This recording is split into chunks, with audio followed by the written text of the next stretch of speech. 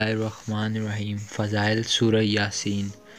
حدیث حضرت عائشہ سے روایت ہے کہ رسول اللہ صلی اللہ علیہ وسلم نے فرمایا، قرآن مجید میں ایک ایسی صورت ہے جسے اللہ تعالیٰ کے ہاں عظیمہ یعنی عظمت والی کہا جاتا ہے، جو سورہ یاسین ہے، اور صاحب سورت یعنی تلاوت و عمل کرنے والے کو اللہ کے ہاں شریف کہا جاتا ہے۔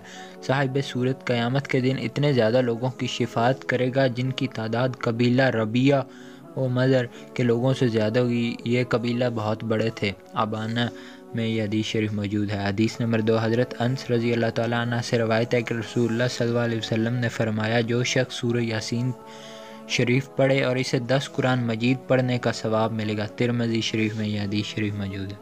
حدیث نمبر 3، حضرت انس سے روایت ہے کہ رسول اللہ صلی اللہ علیہ وسلم نے فرمایا، ہر چیز کا دل ہوتا ہے اور قرآن مجید کا دل سورہ یاسین ہے۔ اس سورت کی تلاوت کرنے والے کو 10 مرتبہ قرآن کی تلاوت کرنے کا اجر ملتا ہے۔ ترمذی جلد دوم فضائل قرآن یاسین میں یہ حدیث شریف موجود ہے۔ حدیث نمبر 4، حضرت معقل بن یسار رضی اللہ تعالیٰ عنہ سے روایت ہے کہ رسول اللہ صلی اللہ علیہ وسلم نے فرمایا، جو شخص اللہ کی رضا کے حصول کی خاطر سورہ یاسین کی تلاوت کرتا ہے تو اس کے سابقہ گناہ معاف کر دیے جائیں گے۔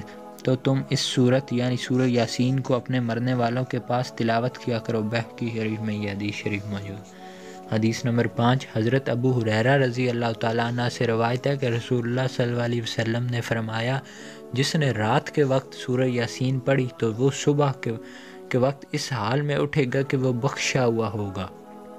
ابن کثیر میں یہ حدیث شریف موجود ہے۔